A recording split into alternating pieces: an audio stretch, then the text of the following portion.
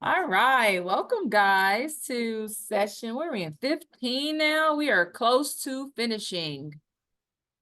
And I'm going to share my screen with you. And tonight we're going to talk about winning with the seller, which, as we know, winning with the seller is extremely important. Primarily because if you win with the seller, you create leverage for yourself, right? Listings are definitely the way to go. And it is so important that they call it list to last. Okay. You list to last. And my technology is acting up, but we're gonna work this right on out. You list to last. Okay. So, okay, now I'm back. All right, now we're gonna share. This.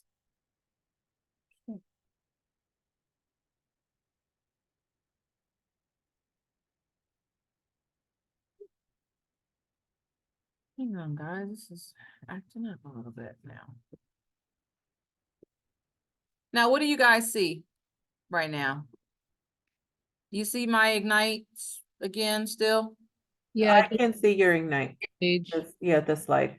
When the seller, session 15. Okay, good. All right, then we're there. All right, we're gonna let it roll, rock and roll. All right. So, Brandy, yes. sorry, quick question. Was the handout attached on here to be downloaded so I can print it, or did I miss So that part? actually, good question. What I'm going to do is I'm going to put it in the chat for you guys. Okay.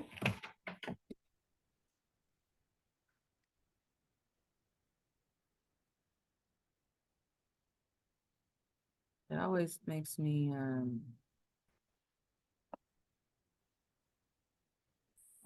us stop sharing though. So it's really weird. This is just so weird. But here we go. I'm gonna put it in the chat for you guys.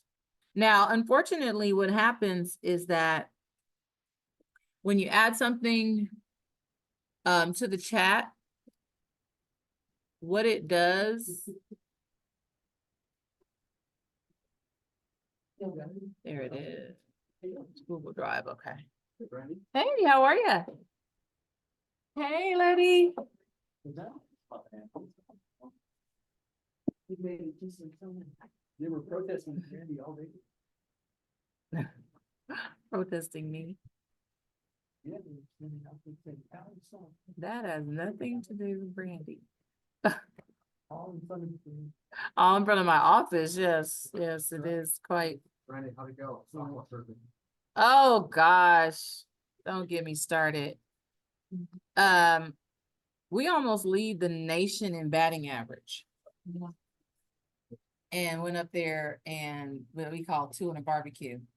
We lost 2 games, double elimination. Yeah, it was quite disheartening. The opportunity to go that far. Yeah, it was an awesome opportunity. It was just so our girls were so crushed that they didn't pull it out. But it was okay. At the end of the day, we all had tequila shots and we were fine. Right? All the girls are 21-year-old plus, so they were like, we're done. But no, it was good. And she graduated on the field. It was really a cool ceremony. No drama. No drama. It was just fun. Just disheartening, but we still had fun. They did. That's what they did do. Yep. Yeah. And you know what? What doesn't kill you makes you stronger. That's what I say. And my daughter is definitely stronger for the whole entire experience. Guys, this is not working what I wanted to do, so I'm about to go old school and I'm about to send you guys the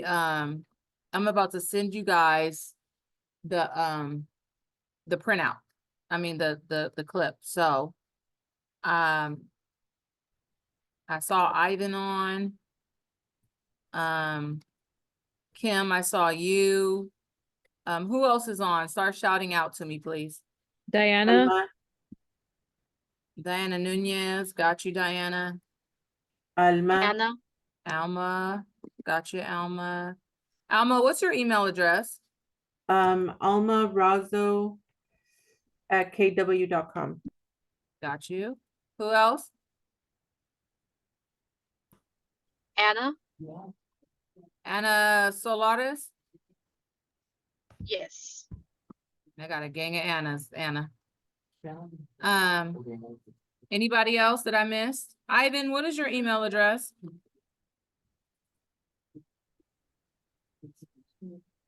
I write to you, okay? I write right now, okay? Okay, all right, perfect, thank you. Oh, you want me to read to you, right? Oh, Shatana. Oh, I'm Um, coming in. okay, and then I got Stephanie. All right. Sorry, you guys, for all the confusion. We just a little shorthanded tonight, so. But I'm gonna give this to you guys. This is the full participants guide. So you guys just scroll down to session 15. We normally break it up for you. But this will be the full participants guide.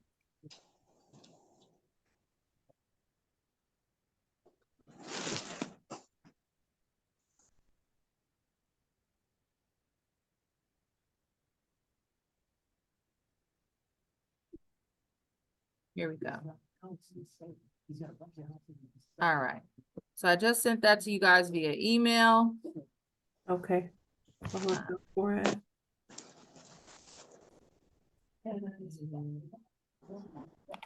I write email to you. All Did you get righty. You get it? I'm gonna look at it, Ivan. Hang on.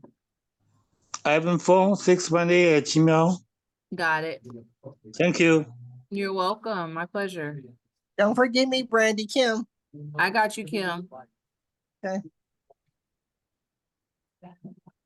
You guys should have gotten it, so please tell me that. I still haven't received mine.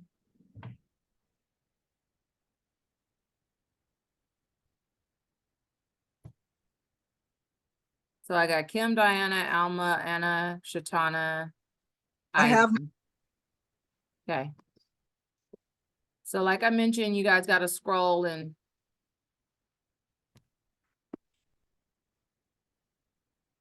scroll to it. Okay. All right. All right, so let's go ahead and get started. There we go. All right. Oh, Stephanie, okay. Sorry, Steph, I'm gonna have to, here, I'll get you right now.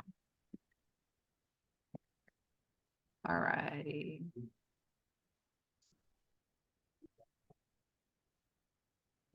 Okay.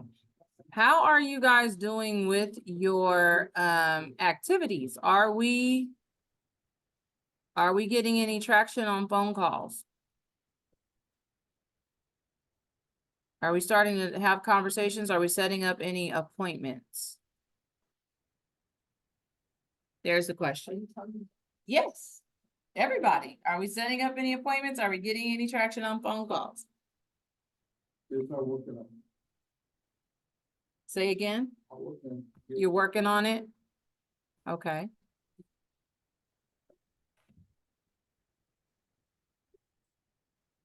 Okay.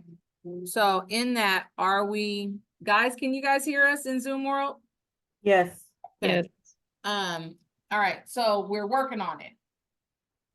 So Tell me more about that. What do you mean you're working on it? Follow up, to the dinner ready for, up to the education. Okay, so you're having follow-up meetings with people. Okay, I love it. Prospecting. When you gotta speak up, Oscar. Cause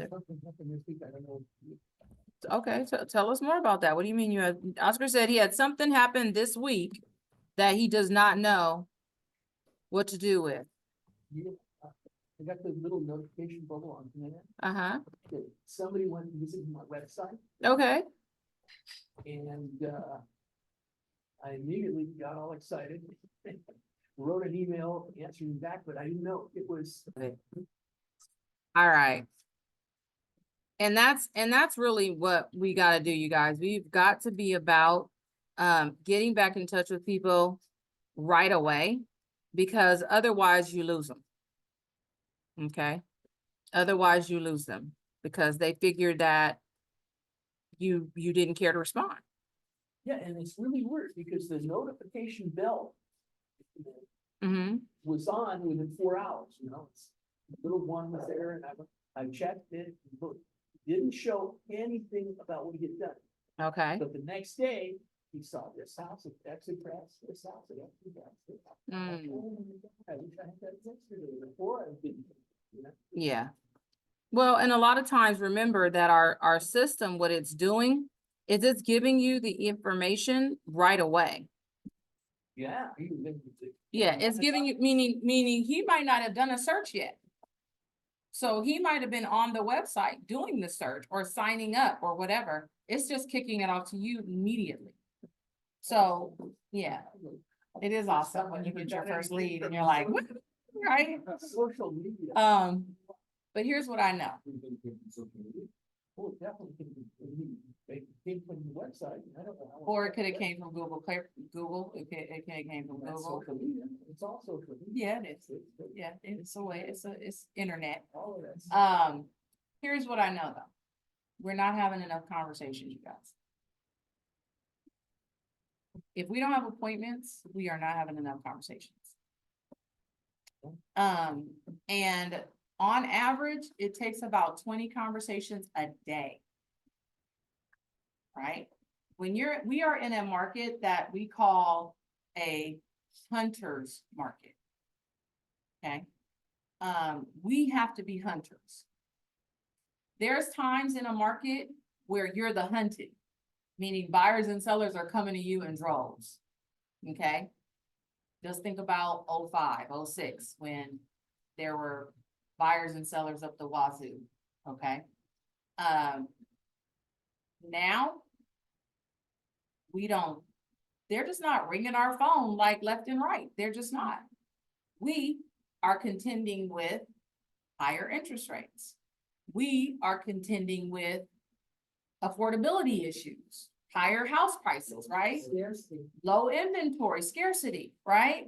So that means that there are only a certain amount of buyers and sellers that are able, ready, willing, and able to buy or sell in this market. We gotta be the hunters. I saw people yesterday, in Orange County, to leave in Orange County,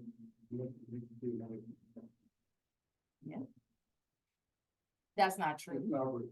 It is average. Yeah, that's on average, I'm sure, and that's an upper level home in Orange County. I only say that because me and my husband don't make 350,000 and we're buying in Orange County. So I know that that's not necessary, but it is, I mean, but you gotta make good money. And I'm sure you got equity in your existing. Yeah, and we're coming in with a great down payment, right? So we're putting down 20%. So yeah, so there's a difference. If you're an FHA buyer, yeah, you gotta make some serious money. So I was at a open house this past weekend, Saturday, and there was a lot of buyers coming into the open house. Yeah. The home was listed for 689. Okay. And everyone seemed impressed because there was like 6, 7 offer they were submitting. Yeah. And they were just getting outbid by all sorts of people. So they said that in that market, like from 600,000 to like 700, there's a lot of buyers. Right. And they were saying like they had to stretch out to like 850, which is less for buyers. Yeah. But everyone just seemed kind of like beat and like weren't like, they're just like, I'll make an offer. But it was kind of like their 6, 7, 8 offer that they were putting in. Great point. Basically, in a market like this is when we have to prepare our buyers. And our sellers, quite frankly, and I need you guys to sign, everybody. Did everybody sign it? Yeah. Oh, you guys did, I'm sorry, I saw one. I'm like, okay. Okay. In this market, you are going to make multiple offers for your buyer. No question about it. No question. So there's no sense in you sitting them down, painting pie in the sky for them, because you're going to lose them. Because once they have to make 3 to 4 offers, they're gonna think it's you. That's the problem.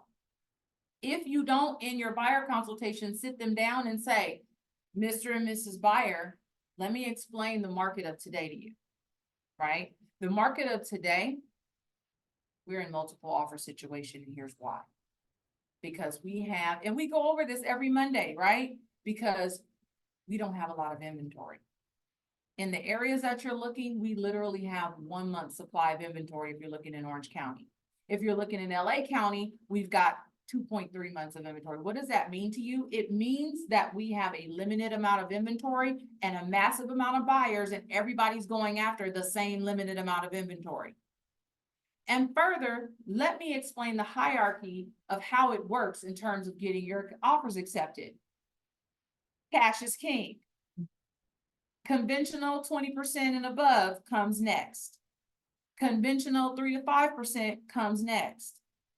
VA comes next. FHA is next.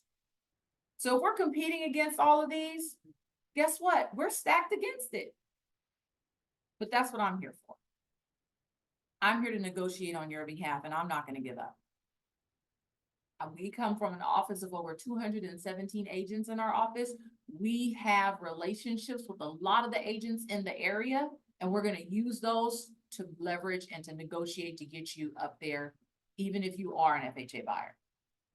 Right? And you got to come with that confidence. You got to show them that, like, I'm going to be there by your side. Yes. And I'm going to persevere. Like, I'm not going to give up on you, and you're not going to give up on me.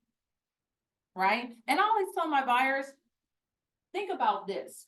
The reality is this. It may take you 6 months to find a house, but how long are you going to live in that house? And they're like, oh, shoot, 10 years, 15 years or longer. I'm like, exactly. 6 months will be a blink of an eye when you consider your lives and the memories that you're going to create in this home. It may take a while, but that's okay. It really is, because you'll blink and you'll have 10 years in this home. Plus, right? So don't even think about it. To find the right home, it may take some time.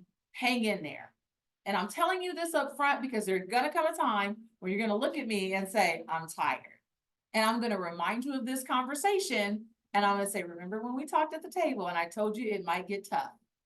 And I told you I'm not gonna give up on you. And you told me you weren't gonna give up on me.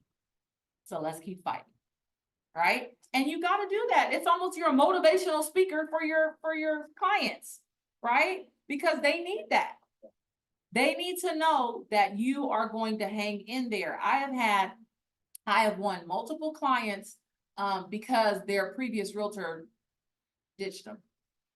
So Because they were in a lower price range, and that price range was uber competitive. And they put in 20, 30 offers with that agent, and that agent told them, like, I can't help you. Carrie, Kyle is one of them, Carrie and Kevin, and they came to me and said, I don't know if you want to work with me. I said, well, you don't know. I work with everybody. I was like, what? Yes, let's do this.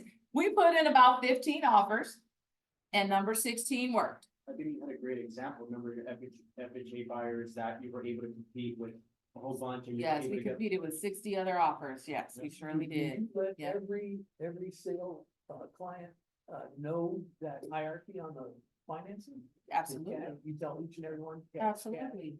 And then- Absolutely. I want them to know, because see, here's the deal. If I set proper expectations with you, then the disappointment, although it's gonna be there, you guys, it's gonna be there, but it's lesser and you're educated about it. Right? So they're like, oh, Brandy told me that. So I look like I know what I'm talking about, right? And I prepared you for this. It's like sending you out to battle and I didn't give you a sword and a helmet and a breastplate, right? But if I'm gonna send you out there to battle and you're on my team, I need you to be equipped because I don't want you in here acting like a rookie, you know? And the other thing is, while I'm telling you this, I'm also saying, so that means what? We've got to have a sense of urgency. We got to come with our best foot forward when we make offers, and we got to make them fast because you don't have a lot of time. Okay, so yes, and people do, they feel beat down, but I will tell you, Juan, most of that is because their agents are not preparing them properly. Their agents are just getting them out there all gung-ho, ready to go. By themselves. None Or- of them have their agents with them. Yeah. And so what that good point, Juan said, they were by themselves, they didn't have their agents. So what that creates is that a lot of them now, not a lot, but some of them now think I'm just gonna go with the listing agent. Yeah. Right? Because it'll give me better leverage, Yep. right? It'll give me better leverage. Exactly. And they don't realize that what you're doing is shooting yourself in the foot, right? You go with the listing agent, they're not gonna go to bat for you at all. They're not gonna negotiate for you at all, hardly. It is, I have heard it time and time again, right? Yes, you'll get the house, but at what cost? A year down the line, you find out the roof was messed up and you were told not to do an inspection by the listing agent because it wouldn't matter because the seller wasn't gonna do anything anyway. And you did that, and now you're finding out you got a $20,000 problem. And so, you know, we've got to educate our clients that it's not worth it. It's not worth it because, yeah, go ahead. Also, too, what I realized, they're not even concerned about the rates. They're more concerned about their monthly payment, where they want to be at. Right, The rates, they didn't even kind of mention the rates, but we also did mention that once the rates, you know, they are gonna come down. right. Once the rates come down, they're gonna have way more competition. So if they're fighting against all these people now, it's just gonna. It's gonna open up. Yeah, it's gonna be pandemonium, as they say. Yeah, when you get to the interest rates going lower, right? That's why it's so important to get them in now, because when interest rates do go down, when they go down, if they go down, and they will eventually, it is going to open up the floodgates for buyers, right? The reality though is that you live in your payment. You don't live in a rate. Right. Right? I don't care what the rate is if I can afford the mortgage. Marry the home and date the rate. Date the rate, marry the home, absolutely, right? You don't really, people don't really care if they can afford it. They only care when they can't afford it.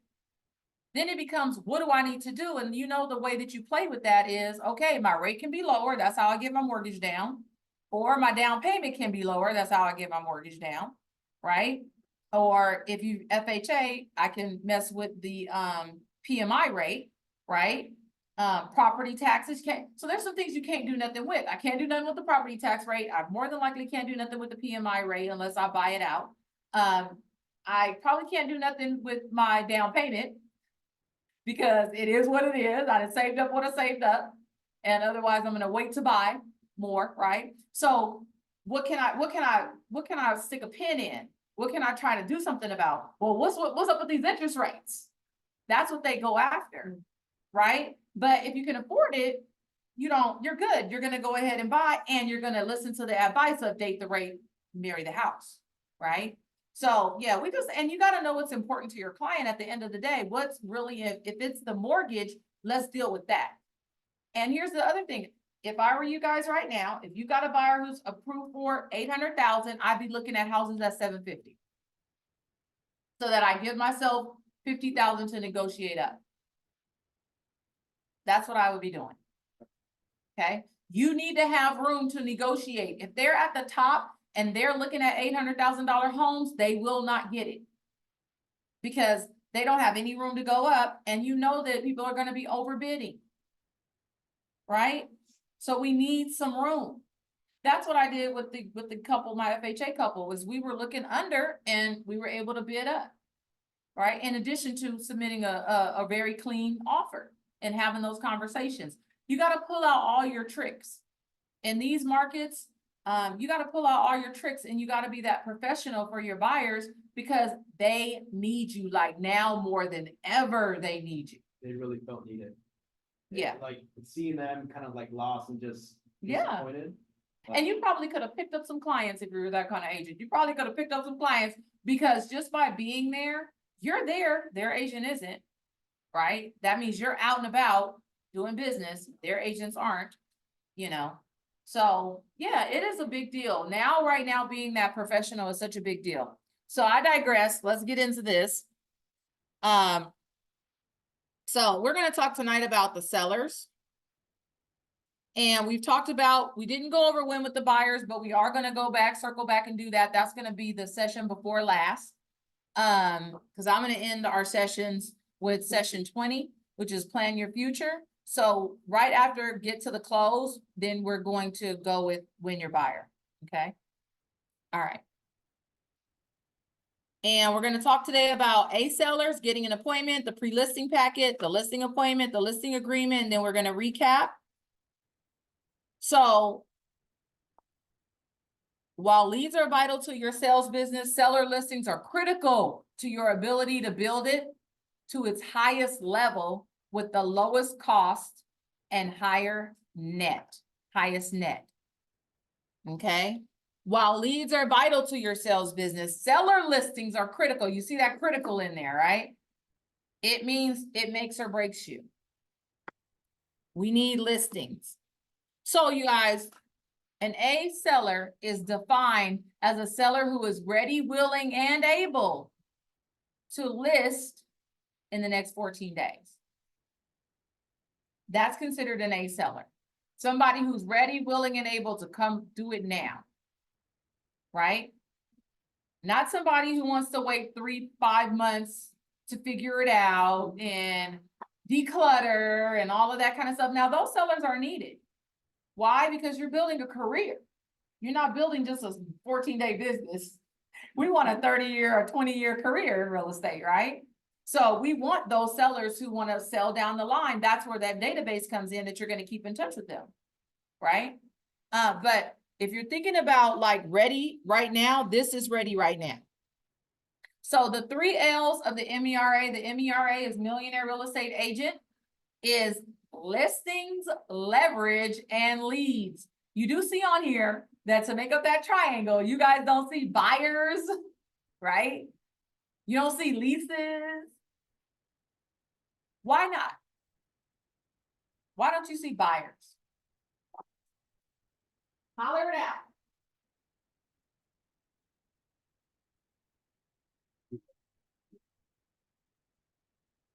I would think because listings solidify your business. Yes, listings solidify your business. Absolutely, they do. Well, listings are the genesis of the business. It's the origin of the business. And with listings, you get the leverage and the leads. Yeah. Everything follows the suit. So Marlena said, listings are the genesis of the business. With the listings, you get the leverage and you get the leads. And that's exactly right. Right? Whenever we put an ad out, what do? When we put a Facebook ad out or something like that, doesn't it always have a property related to it just about? Right? Do you want to see this property? Do you want to learn more about this property? Why? Because people want to know about properties. They want the listing. They want listing information, which is why it's so important to build your business on your listings. Now, here's the key. As a new agent, do you build business on listings? Typically not. It's as you get into the business and you start getting buyers, then those buyers become listings. Okay. So a lot of times, no, you don't build your business to start out on listings, but it becomes listings as you mature in this business and as you nurture those buyer leads, and then they turn into listings. Okay. Make sense? All right. Listings. The virtues of a seller listing. They mean marketing opportunities, right? Mm. You have more time, right? Because you don't have to rip and run all over Kingdom Come with your buyers, right? Seller listings maximize your income, your per hour compensation. Here's the key. You as the listing agent set the compensation with your seller. So as a buyer agent, aren't you just picking up what they're willing to give you? Pretty much, right? So as a listing agent, you're in control of that. At least you're the one negotiating on your own behalf. As a buyer agent, you typically can't even do that, right? So volume, volume, volume. So again, and this is what Marlena was saying, when you get a listing, you get more leads. It's your sign in the yard. So who are they calling? You, right? So you're getting more leads. If it's an open house opportunity, aren't we all looking for open house opportunities? Well, if it's your listing, you get the first opportunity, right? So that means that if you want to hold an open house that weekend, it's all yours to hold and you can pick up a bunch of leads, okay? So it's just a lot of opportunity by going after the listings, okay?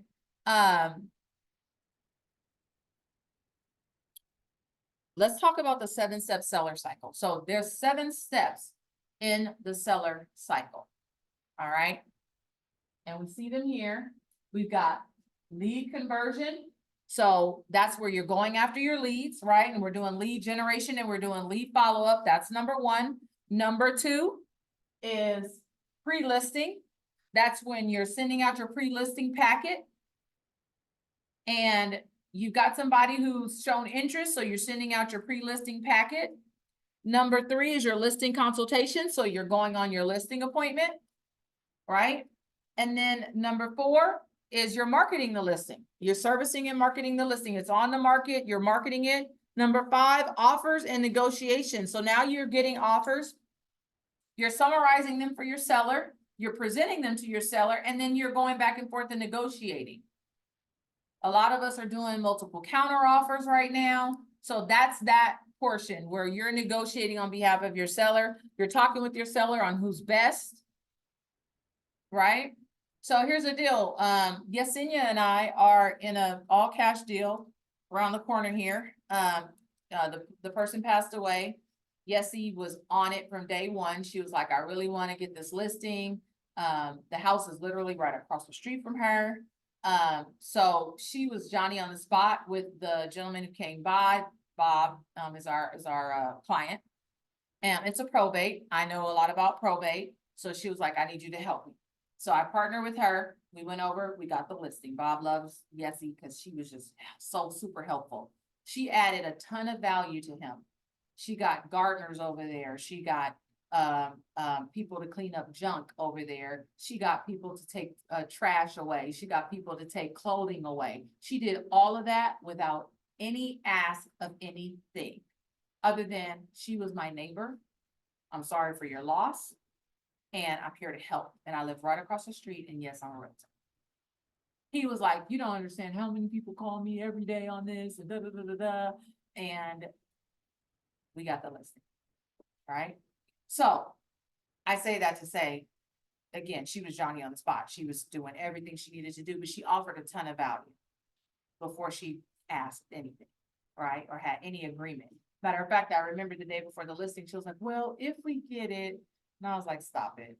We're going to get it. I was like, as much as you've done, he's already decided he wouldn't be coming into our office if he wasn't decided that this we are who he wanted to work with. Sometimes you just don't say nothing that'll get you out the door, right? You're already in the door. Just don't mess it up. Okay. So, then we've got contract to close, which is handling all of the in escrow activity. That's contract to close, in escrow activity. And then we've got, post-close systems. So your post-close systems are pretty much your systems after the transaction. So that is your follow-up on them, right? Your follow-up, 30, 60, 90, making sure that you have a follow-up system so that you're keeping in touch with these people so they don't feel like just a paycheck. Right? Because if they never hear from you again, they'll think that it was just, oh, I was just in it for the money. Right? So those people who have long-term relationships with their client, like you guys and Henry, that you've been in business with forever, that's because you've got a relationship and you don't ghost him, right? He knows he can rely on you guys, that you're gonna be there, that you're gonna call him every now and again, right? And that's building a long-term business and a long-term relationship, and we need to be all of us need to be doing that. So let's talk about getting to the appointment. So first of all, what I want you to, this is not in your book, but this is my little extras. Let's talk about seller leads. All right? Let's talk about seller leads. Where are the seller leads? Because I need you guys to know that there's a bunch of seller leads out here. So let's just start, where are they? Who are the seller leads? How can you get seller leads? Let me say that a different way, maybe. You can purchase them? Sure, you can go to a site and purchase them, absolutely. Where else are seller leads? So if you purchase them, who are they? What do you purchase? What are you purchasing? Leads. What kind of leads? Like Zillow leads. Okay, so, and Zillow typically does buyer leads, but they do a little bit of seller leads, yes. Yeah, okay, expires, you can purchase expires, right? For sale by owners, right? Probates, if they got a notice of death, NOD, we call them. Well, no, we call that, that's notice of default. So NOD is notice of default, but that's another one, notice of default. Trust is more so like your notice of death. Okay. And that's probate, right? But those are sellers. Divorce, notice of divorce. You guys know these are all public records. So if somebody files a divorce, that's public record. And if they have a house to sell, more than likely it's going to get sold, right? So what are some other sellers? We call the big guys. What, anybody else can think of any other others? Investors. So non-owner occupied properties. Non-owner occupied properties. So if you like a specific neighborhood, go out and pull the records for all non-owner occupied properties in the neighborhood. See if there's any phone numbers. Start a campaign to mail them out something every single month about what's going on in the neighborhood. Why not? Right? Eventually they may answer. They may be tired of that property. They may be tired of being a landlord, or they may want to do another 1031 exchange to sell that and buy something else. You never know. You can, yes. Yeah. You can absolutely find those with title. Any other seller opportunities that you guys can think of? What's that? Door knocking, absolutely. You could door knock, circle prospect. Yeah. Cold calling. Cold calling, absolutely you can. Circle prospecting is when, like, you have a listing and you basically prospect around the property. That's just what they call circle prospecting. Yeah. And here's an interesting statistic. You guys know that when one house goes on the market, they typically say that there are about 3 to 4 other sellers thinking about going on the market in that same neighborhood. Oh, wow. Let's see it. Jen is raising her hand. What you got, Jen? I was planning Royal Heights that wanted to sell their property like middle of last year. I got the listing agreement signed and then they wanted to put it on hold. Well, they called me a few days ago and they're like, oh, you know, the house next door, like right next door, they just put their house on the market for like 800 and something. And ours is way better than theirs. And if we can sell our property for X amount, I want to sell it. So I have no, actually, we're going to put on the market in 2 weeks. All right, good job. Yes. Yeah. Typically, As there soon as you is see a sign go up, prospect. prospect around it. Yeah, I'm prospect. telling you, like 99% of the agents, the listing agents do not. No. circle prospect. They do not. That's so true. Yeah. Jump on it. Yeah. They're coming out from the area. You know, Yeah. Well, and even honestly, I'm just gonna keep it real. Even if they're inside the area, they don't circle prospect. They just don't. They're satisfied with the listing that they got. And and most of us, if they're especially seasoned, they don't feel like circle prospecting. That's just, they're just like, But all of us in here who are hungry for some business, yes, we feel like it, right? We're like, no, we'll get out there, don't worry. Right, we got bills to pay. We trying to get this mortgage down, right? So, yeah, that's right. And Jen, who is seasoned in the business, been in this business for a while, her and her team get out every Tuesday, I think, and do or not, right? Every Tuesday and do or not. That's cool. Her farm is 840 houses. That's awesome. So her and her team are still getting out there and doing it, and she's been doing this for a while. She gets the come list me calls, and she's still out there doing it. Okay, she doesn't have to do it. So that's the kind of agent that you want to be, is being able to have that level of business, right? And still get out there and be present in the market and have people see, right? And know that you're relevant. So converting your A sellers, these sellers are ready to go. These sellers are folks that we talked about this, ready, willing, and able in 14 days to list. Respond right away to their lead inquiries. You guys, we say this, and I'm gonna tell you, it is not common. I give people this example all the time. Tell me this. If you got on Amazon right now and placed an order, when could you get it? You could get it tomorrow. Absolutely, Juan. You could get it same day. You can get it between 4 and 8 o'clock tomorrow morning, right? I'm loving it. I'm just gonna tell you, I'm loving it. If I'm on Instacart, I can get it in 2 hours, right? So here's the deal. Everybody expects what they want right now, your sellers and buyers included. Literally, we are in a day and age where it's like, Amazon can get it to me, so why can't you? Okay. So they expect you to respond immediately. It's crazy because I was just having an appointment today with another agent, right? And I pride myself on not looking at my phone if me and you are talking. It's just a pet peeve of mine. I feel like I need to give you the respect and attention of my time. And if we're talking, we're talking. Whoever is on the phone, husband included, can wait. Okay? He hates that. But that's why I normally turn my phone over, because if I see one of my kids, then I might pick it up. But he, on the other hand, I could tell he was so distracted by his phone. Every time my phone would go, he'd be looking at his phone. Every time, like, anything would happen, he was looking at his phone.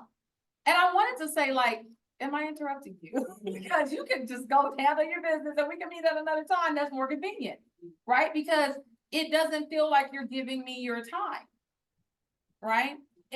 But here's the deal. When you're desperate, you're on everybody else's time.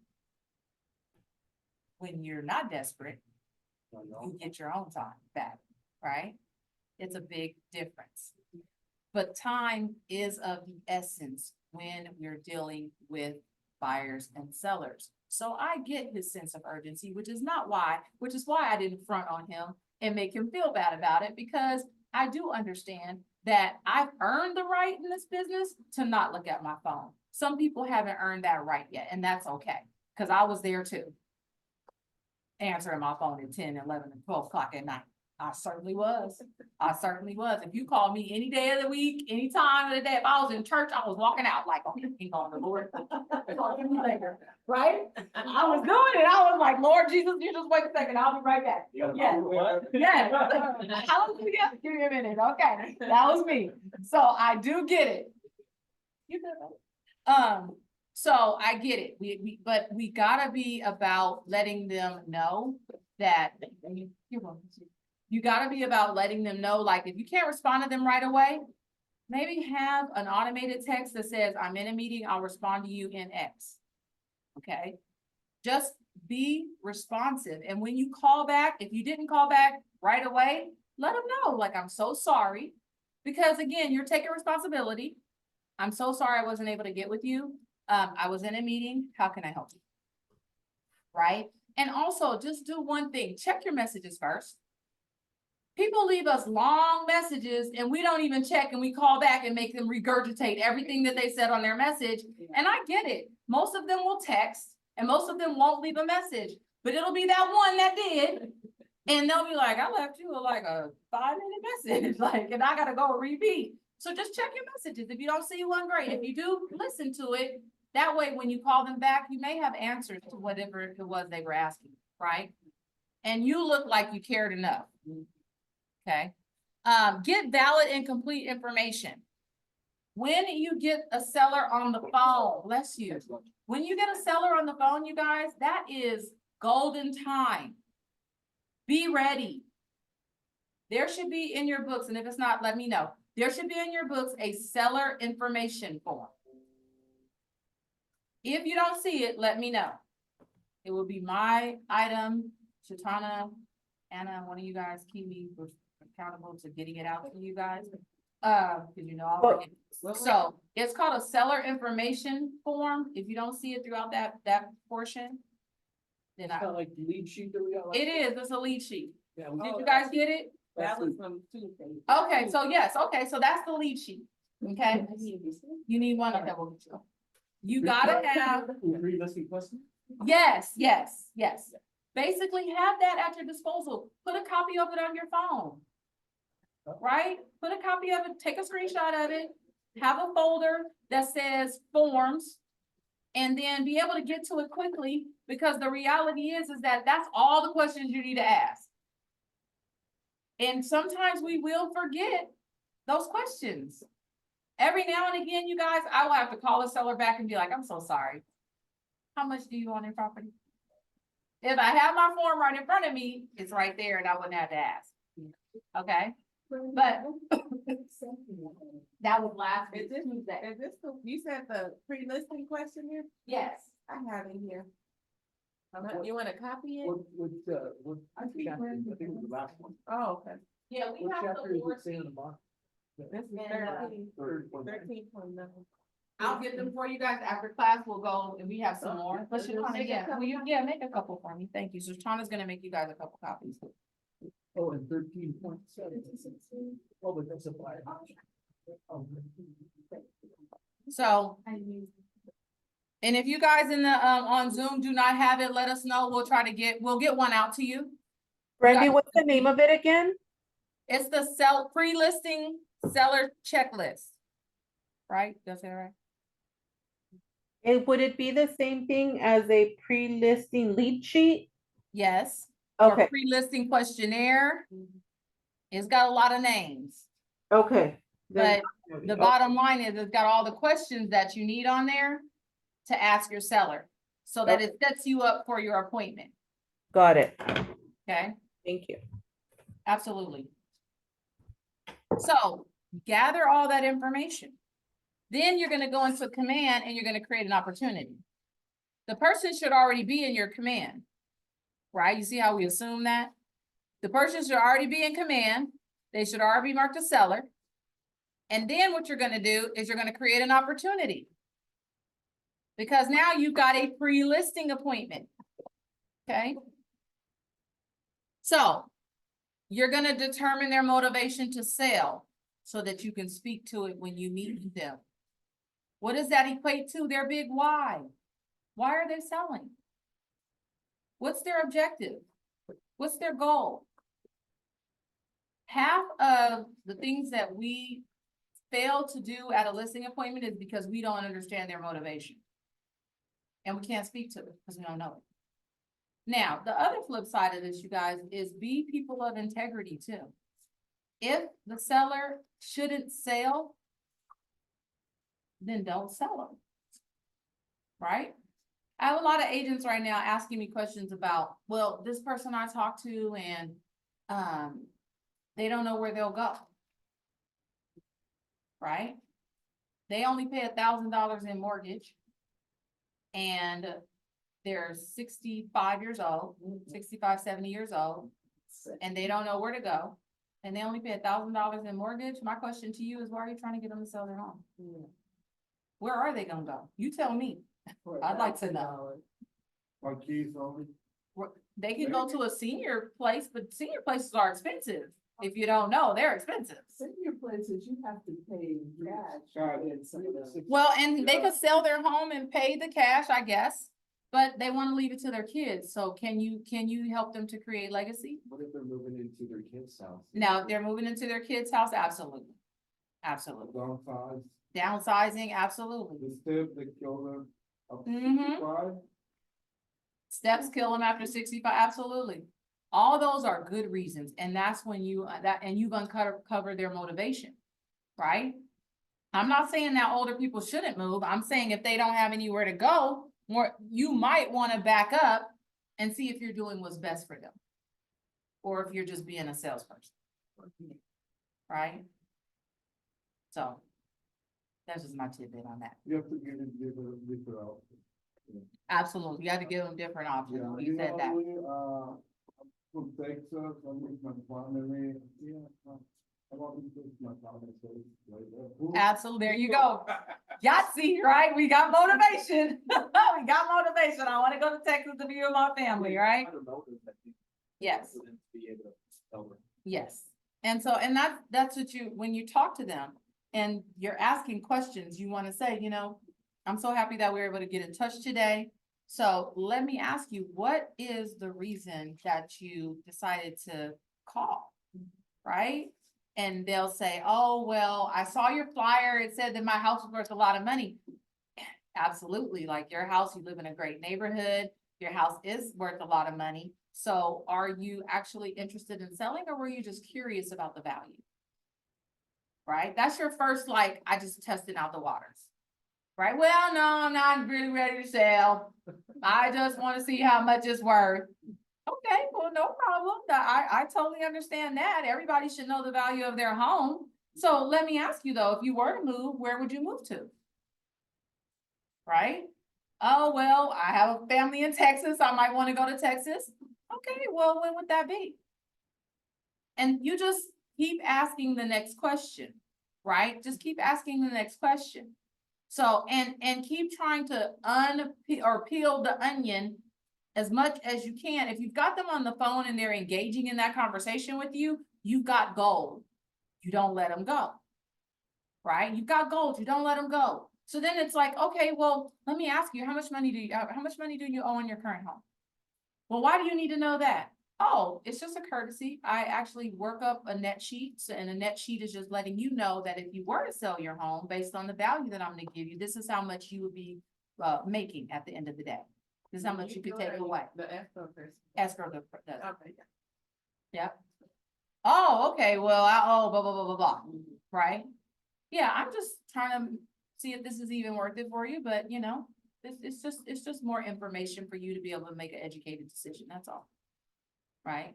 So that's all. So you just keep them on the phone, keep them talking. Then you set the appointment, right? So one of the questions that typically ends up people not setting appointments or, well, do you know how much my home is worth? Well, that's exactly why we need to meet.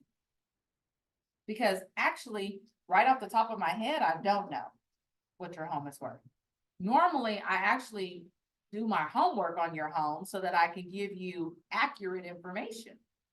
And it would be great if I could put my eyes on your home even better so that I can know that I'm comparing it to homes that are exactly like your property. Right? I really don't want to sit up here and give you misinformation.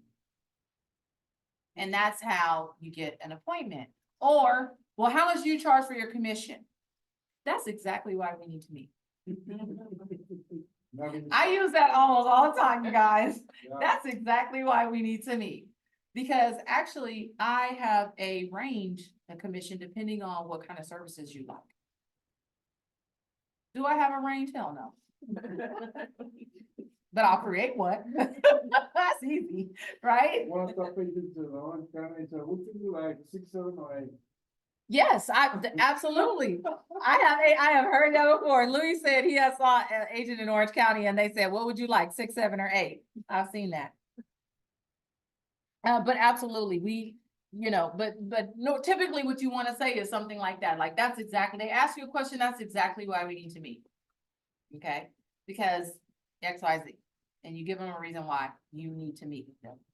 Right? Why it's important that we have a face-to-face versus this verbal conversation. Because if we have That- staging, I'm gonna have to charge more. Absolutely. If we have staging, you have to charge Photography. more for photography, videography, right? You charge more, all that.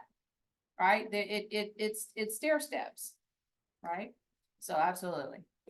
So, right, which package do you want? So, you're setting the appointment and then we're setting them up for the pre-listing packet. Okay? So look at this. What sellers want the most? What do sellers want the most? Get the price home for get the highest price for the home. Absolutely. Get the highest price for their home. That's what it's all about. They want the highest price for their home. What else matters? Right? They want help to sell their home to potential buyers. But isn't that just another way to say get the highest price for the home? Pretty much, right? They want help to sell the home within a specific time frame. So a lot of sellers already know they need to be somewhere in a certain time frame, right? Or they're trying to get somewhere in a certain time frame. We're going into the time frame right now in the market where families normally start to sell. Why? Because the kids are out of school. Well, what does that mean? They want to get settled in before school starts in September or August. So they're on a time frame, right? So we got to be about making sure that we understand their time frame and that we act with that sense of urgency accordingly. And that we set up a realistic calendar for them. So one of the things that I started doing is printing out a calendar, a 90-day calendar. And if they say they want to sell in June, I'm backing into it. Well, it takes this long for us to get you on the market, this long for photos, right?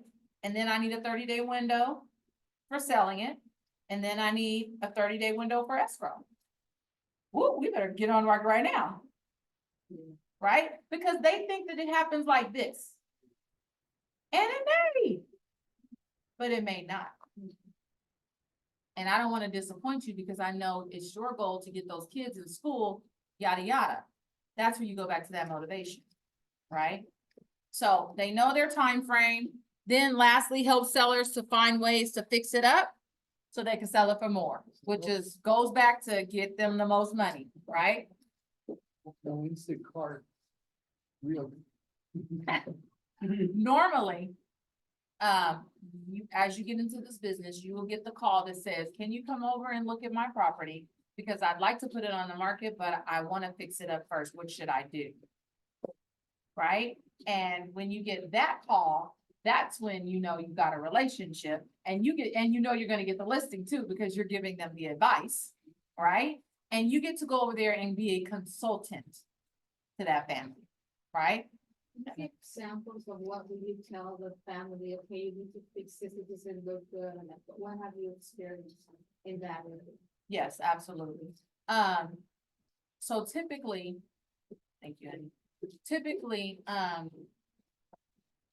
what I've done is, I go through the house and we all know that the best value or the biggest bang for your buck is your kitchen. Okay, so the first place I go is in the kitchen, right? And if the kitchen is great, then I check that off, we're good, right? Then you're gonna go to your bathrooms. And if the bathrooms suck, then I'm gonna suggest some repair. Now, here's the deal, it depends on the market too. Because in this market right now, just put it on the market. Don't touch a thing, put it on the market. Unless we're expecting some huge dividend from that, which we're typically not. You'll get what you put in, you'll get out of it. And you're gonna have the headache of supervising contractors and all of that, it's a headache. So right now in this market, with the kind of inventory shortage we have, just put it on the market. Sell as is. Yeah, sell as is. That's gonna be probably 90% of my advice to my sellers, is they're gonna sell as is. Yeah, because you're gonna get multiple offers, because we're gonna price it right, and we're gonna create a bidding war, and we're gonna get you a little bit more than what we even I am seeing that a lot of people. Yes, definitely, because you can. Because you can, now in a buyer's market, that's when it's so important to fix it up and make sure that it looks beautiful. Because you've got to create that wow effect for these buyers because you're in competition with all these other listings. Right? We're not there yet. And so right now, sellers have the leverage. We want them not to spend a lot of money out of their pockets. We want them to keep that money and pay us the commission. Right? So we're gonna make sure that we advise them accordingly, okay? So, all right. So, the pre-listing appointment, pre-listing packet, that's the first thing that they see, okay? Now, I've shown you guys this before. This is, sorry, Anna. This is my pre-listing packet.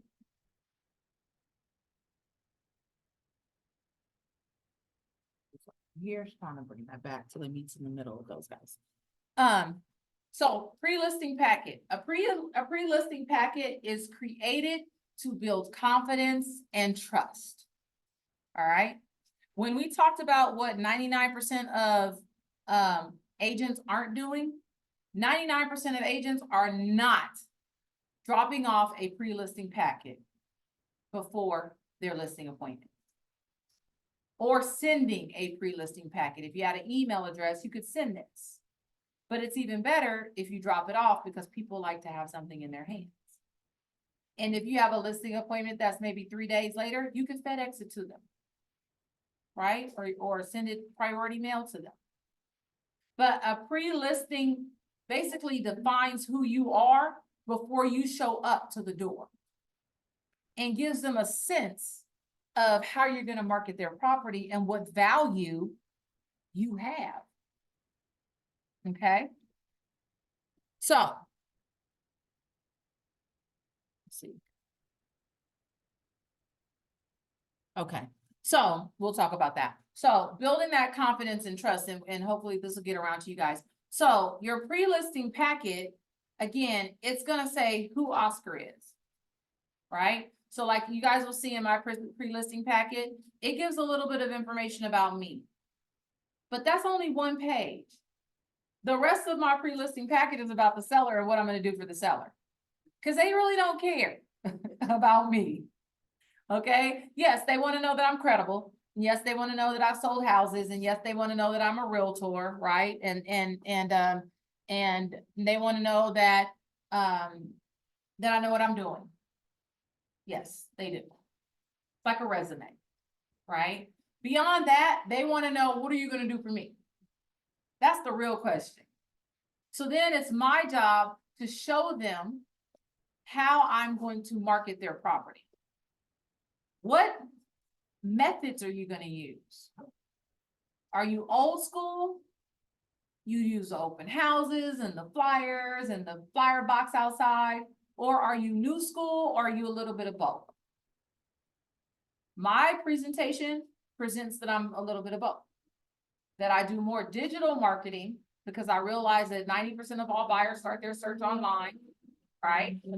So I am more digital, and then I sprinkle in my old school because I want to hit everybody.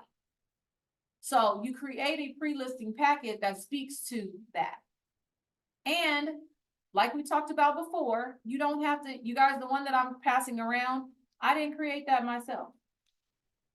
Rip off and repeat. A colleague of mine, I was in her coaching program. She said, hey, here it is. Go create, this is a template. Go create your own. And I did it. And I sent it to Fiverr. I actually sent it to Upwork. Or freelancer.com. And I had them put in a few new graphics for me and spruce it up a little bit for me. That was it. And it cost me like $30. That's the best 30 bucks you ever spent. Best 30 bucks I ever spent. Yeah. And what do? I put it on glossy paper. You guys, if you look at my little thing right there, I've got my fancy paper in there. So whenever I get ready to print that out, normally I print it on my very glossy paper. And we put it in a spiral binder, And that's how it goes. You Okay. put like a picture of the house you're gonna be selling on the front? Not on the front of that. That goes in my listing presentation. Okay. This goes in an envelope in FedEx and I send it right over to them with a personal note in the FedEx box or in the FedEx, package. It's a very nice detail. Thank you. So that's what it is. It has a few, so you have, we talked about this. You have your profile, right?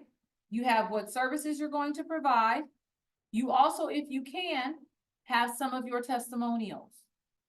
Okay?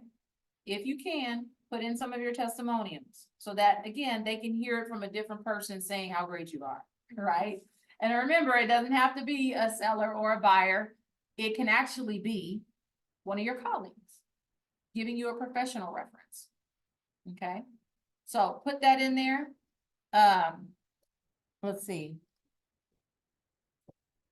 The process.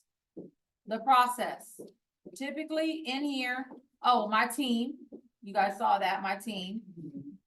So you want to have your team, and remember your team is, who are they? If you don't have a team, who are they? Keller Williams, right? I could be in there. Title, escrow, your loan officer. They can all be in there. Heck, Joseph could be in there. My videographer, he's our videographer. I just haven't really used him a lot. So yes. A little thank you note from me, right, to the seller. My credentials, we talked about that. What to expect, and that's my comprehensive marketing plan. It's just boom, boom, boom, right? What to expect. Client care and communication. And then the process. I don't think I have it actually in here, but one thing that I would add, if I added anything in here, is actually the seller's process. So walk them through the process in your presentation. And you guys know where you can get this from? You can get it. No, you can actually get it from Command. You can get it from Command. It's in your designs. The listing presentation. You can get it from Michael Lewis Suites. So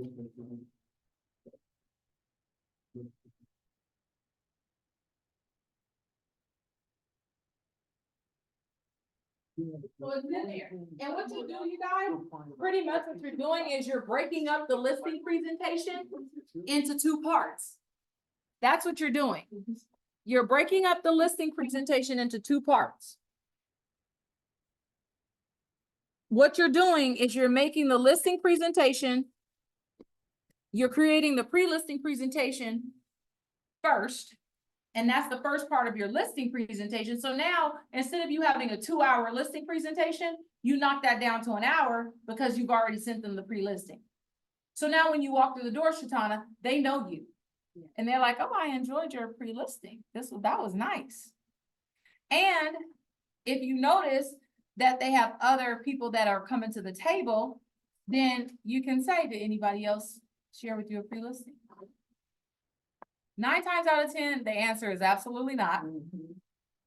And you are just saying that as an aha to them, right? You're just asking as an aha to them, okay? Because 9 times out of 10, they didn't get that. Yes, you just point it out, right? So, all right, that's pre-listing. Any questions on pre-listing? Did it work out, Ellen? Oh, good, good, good. So, thank you. So 7 close to appointment tactics. You guys get on this page because I'm gonna have you guys do a little bit of reading. Does it show you that? 7 closes? Yeah. Okay. So.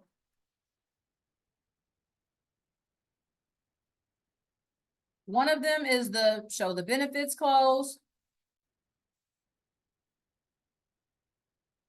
That is, these are you being able to close for appointments. So.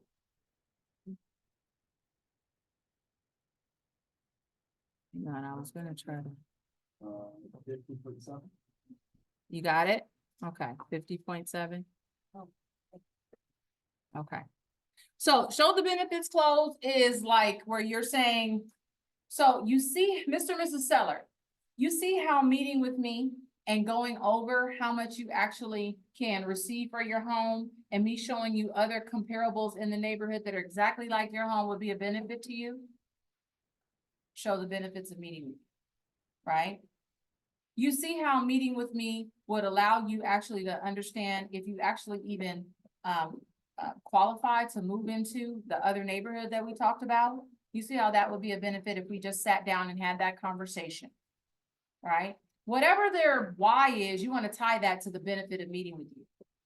Okay, can you see how us actually sitting down and coming up with a plan to move you in the time frame that you want to be moved, would be a good idea?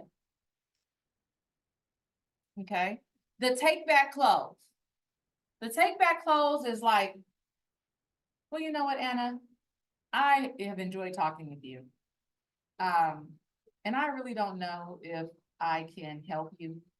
But I certainly would like to meet with you. How about tomorrow at 3? Right? So it's like, we've had this great conversation and then I'm like taking it back. Like, I don't really know if I can help you. But I really would like the opportunity to meet with you. Okay. Everyone is FOMO, fear of missing out. So when they think you're pulling something back from them, then they want it. Right? So that's one of those. The negative positive clause, I'm trying to remember the negative positive clause. I'm gonna come back to that because I don't think I can remember it. I have it in my book though. Give them what they're looking for.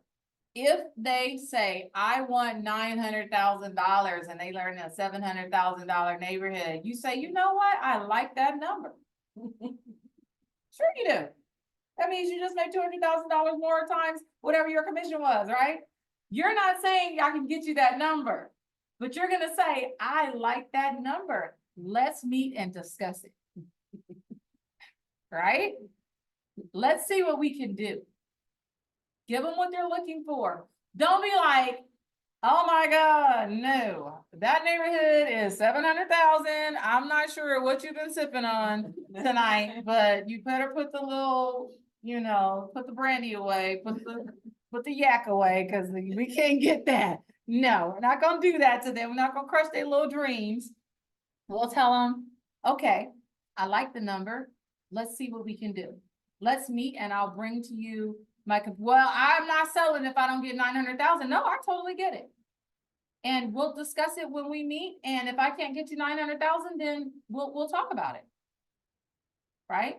You're not making any commitments, but you are saying that I'm going to work on getting you that 900,000. Okay? Trial closes are, we talked about this earlier.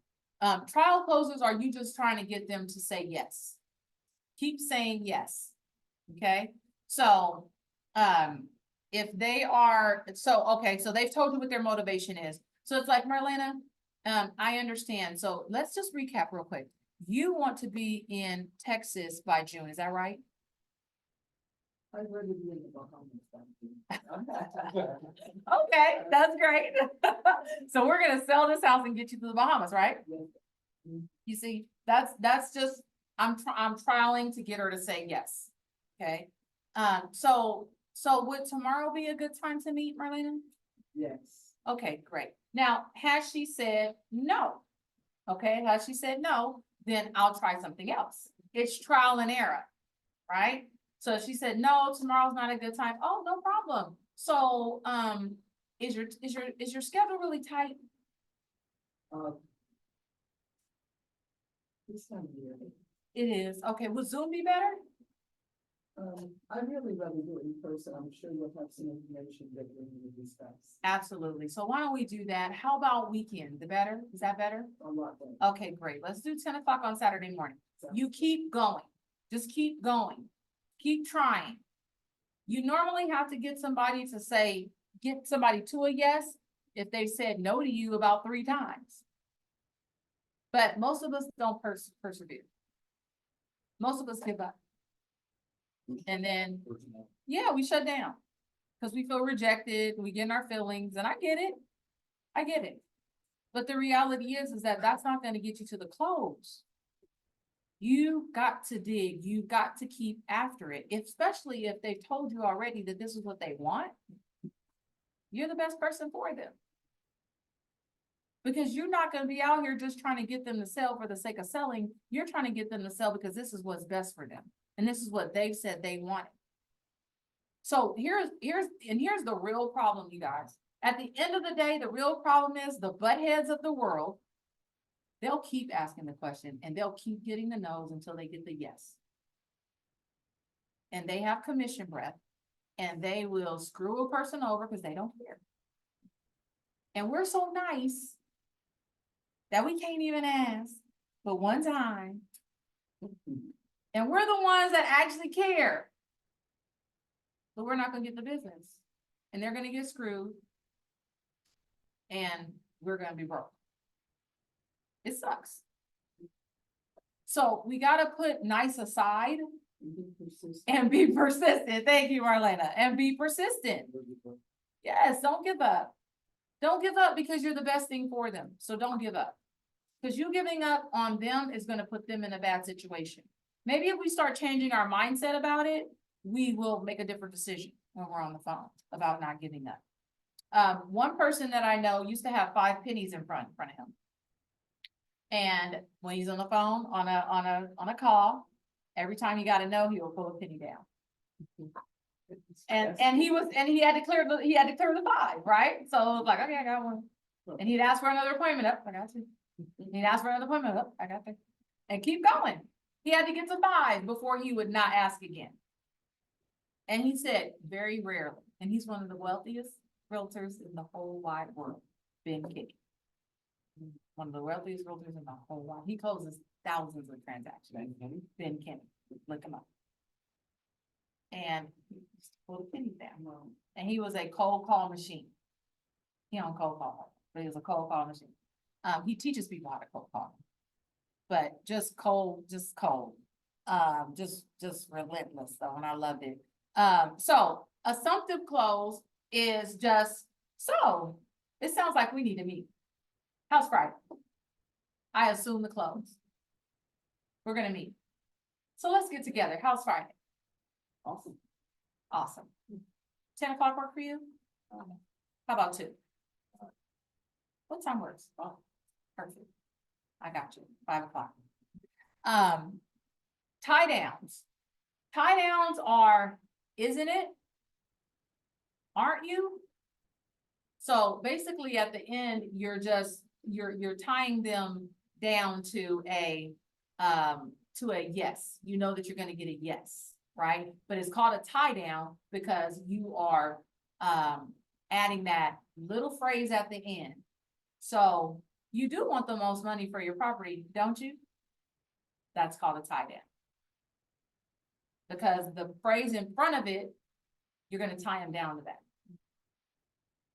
Okay. So, and that's all the tie down is. The phrase in front of it is you're gonna nail them on that. You're gonna tie them down on that. Not nail them on that, but tie them down to that. And it's normally based on something they told you. So you're not gonna be making up stuff. This is stuff they came across in the conversation. So they've already given you everything you need to have the conversation. Now, I'm doing a lot of talking right now, but who talks in the listing, in the phone call? Who talks? The other person. Trust and believe, you guys, if you guys are doing most of the talking, you're losing. So just pay attention to that. If you're having to sip water during your conversation, shut up. You're talking too much. You are talking too freaking much, okay? When they ask, when you ask them a question, let them answer. What I hear most often in agents is we double up or triple up on questions. So we do something like, hi, Mr. and Mrs. Seller. Yeah, my name is Brandy. I'm with Keller Williams, Kingdom Realty team. And I got your message that you wanted to move. You did want to move. So when did you want to move and where did you want to go? And they're like, what the fuck? What? Yeah, like, what am I answering right now? Like, So we gotta stop, breathe, and ask one question at a time. Because that, to them, says rookie. Or you're rushing. Or you're rushing them, or you're like the pushy salesperson, right? But when you come across as just you and be authentic to yourself, I promise you it comes across beautiful. Because they're just people at the end of the day, they're just people, and they just want to deal with a real person, somebody that they feel is not trying to get over on them. Trying to build with trust, not try to sell them. Trying to build their trust. Yes. And once we breathe, take our time, you will feel more confident in your conversation with them too. And it's okay if you stutter or if you make a mistake, it doesn't matter. You're human. So if you come across as some robot, they're gonna think you're some robot. In a world where we have bots answering everything, I don't know about you guys, but I get the phone call where the guy is like, "Hi, Brandy, this is Ken. Hi, Brandy, this is Ken." And I'm like, oh. Cause it sounds like a real person at first, and then the little glitch comes on, and I'm like, oh my God, I almost got duped. So people think like, they're waiting for okay, this is a real person, All right. Any questions about the close tactics? These are some things that you can use. This is also why conversations in real play, scripts and role play is really important, because you practice these things. Okay, practice these things. Normally, some of them work together, right? Your assumptive close, your tie down, they all work together. If you ever listen to me on a call, I do a lot of this just naturally. It's just all in the script.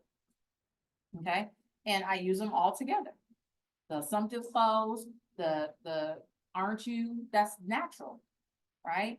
So they do tend to work together. Show the benefits is the easiest one, and it's the most common one, because in order to get the appointment, they want to know why it benefits them for you to meet with, for them to meet with you. Okay. All right. Practice, I'm the best because, it's Right. not a natural compliment yourself. No, it's not. It's definitely not. And it's better, like not better, it will help you if you have testimonials that someone else compliments you. So you can say, well, my client said, right? You could say that. Or if they say, if you ask them, so what are you looking for in an agent? And they tell you what you're looking for, what they're looking for. You could say, you know what? I'm happy that you mentioned that, because actually that's one of my specialties. And then you get to jump in like that, right? So it is difficult. However, you've got to get in the practice of saying, I'm good. I know I'm good. Everybody else needs to know I'm good, right? Because if you don't toot your own horn, honey, it's going to be hard for others to do it. We have to be confident in what we are doing. And as you get farther in your career, others will toot your horn for you, and you don't have to. Right? As you get farther in your career, because you've been a dual career agent, so you haven't got yourself out there yet. But as you get farther in your career and you start getting people who will toot your horn for you, you don't have to. Right? I love it, and it makes me giggle inside. It was so sweet. What's that? Bonnie. Bonnie is one of our new agents, and she went to Long Beach, and she went to KW Long Beach, and she attended a class there. And of course, everybody's a recruiter. So they were like, Bonnie, what office are you with? What office are you in? So Bonnie's like, oh, I'm with KW Downey. And they were like, oh my God, who's your mentor? And she named a couple of people, and they were like, oh, okay. And then she said, and then I named you, and they were like, oh, yeah. And it made me feel so good, because I have a good reputation, right? That's wonderful. I'm so proud of that I have a good reputation among my peers, and among my clients. And that takes time to build up. But as you, and so in Bonnie's mind, Bonnie came back to me and she said, girl, I'm gonna ride your coattails all the way to the top. She was so hilarious, right? And I was just cracking up. But it went a long way with her to even solidify my credibility with her as a young, impressionable agent, right? That other people across town know who I am. So that, your reputation follows you, which is why it's so freaking important to be good at what you do, but also have integrity, right, in what you do, and not screw people over. Because had I been a different person, that wouldn't have been the response they would have gotten, right? And when you guys in this business, I'm gonna tell you, agents to agent relationship is huge. Agent to agent relationships are huge. So just make sure that when you guys are in here networking, talking to people, submitting offers, when you're listing agents, receiving offers, that you do it with grace and professionalism. Even if the other person is a butthead. You don't be a butthead just because they are being one. Because I promise you, it comes back around. It comes back around. And they might need you one day. And you don't even have to say nothing. They will know that they acted like, you know what they acted like. And they'll be sweet spot you, right? But it is so important that we show up with integrity because your reputation is everything in this business. Yeah. All right, so questions versus objections. When you hear a question, you answer it. When you hear an objection, you address it. All right, now, objections and conditions. Does anybody know the difference? We talked about this actually in our buyer, in our group coaching. An objection versus a condition. An objection, you can overcome. A condition, you can't overcome. Absolutely, Kim. Kim was listening. Go, girl. An objection you can overcome, right? An objection is something that's like, well, Oscar, I really don't want to pay 2.5%. So, Mr. Seller, what I hear you saying is you want to net the most amount of money. And one of the ways you see achieving that is by paying less of a commission. That's an objection. We can overcome that, right? Either I lower or I convince you to 2.5%, right? A condition is something you can't overcome. Meaning, Randy, I'm so happy that you came tonight, but my husband lost his job last night. So we're really not in a position to sell right now. We thought we were going to be in a position to sell and buy over in Rancho, and with that happening, we just don't know. I'm not gonna keep pushing to sell that person's property and have them buy something. They just had something happen in their family, right? Or in their lives. That's a condition. It's something that you cannot overcome. Okay? Tragedy, things like that. Those are conditions. Someone saying, you know what, we ran the numbers with our lender and yeah, we want to sell, but we can't afford to buy. Unless you have some different numbers in this presentation of yours, it ain't gonna work. That's a condition. Now, can we talk about maybe buying lesser of a home? Sure, I can throw that out. But if the goal was to upsize because they need more bedrooms, That's some great kids in that. and they don't want to go across the country, Well, for- right? So that's what I mean by conditions. So just make sure that you guys aren't dealing with conditions and you're treating them like objections. Because I can tell you, I've seen so many realtors get frustrated because they don't know the difference. And they're banging their head up against the wall talking about, why can't we get these people to sell? Because they don't need to sell. They don't need to sell. That's just like going and talking to Shirley on Pricetown right now and asking her to sell her house. My mama would laugh at you. Like, where I'm gonna, she would tell me, just as what the lady said earlier, where I'm gonna go. And I don't want to live in no condo or no townhome or no old folks home. So where I'm gonna go for $1,300 a month in a nice neighborhood, 3 bedrooms, 2 bathrooms, where I'm gonna go? It's a useless conversation. So go get the next person. The funny part is because we got somebody on the phone, we feel like that's what we got to go after. Instead of hanging up the phone, putting that person in your database, nurturing them until they're actually ready, or until they've got a referral for you because you've been such a great little resource. We want to just keep that conversation going instead of hanging up and picking up the phone and dialing the next person. Cause we don't know if that person's gonna pick up, and we don't know if they're gonna be a butthead, and we don't know what's gonna happen. But the reality is that that's exactly what we need to do. If we hung up faster, picked up the phone and had many more conversations, you could take your pick of your clients. So you learn how to identify the ones that are ready. Absolutely. Yes, those are fast. Yeah. Separating them. You Instead of separate spending them. Much time on the ones that are not ready. so Right. they'll just keep going. Absolutely, because the ones that are ready, you're gonna get seller signals from. Right? They're gonna be asking you a bunch of questions. Those are seller signals. Questions are seller signals. So you call them, Anna, and they're like, yeah, oh, thank you for calling. You know, I did have a question about the value of my, oh, yeah, you did? Okay. So how much have you been looking at the neighborhood and looking at the values? Well, no.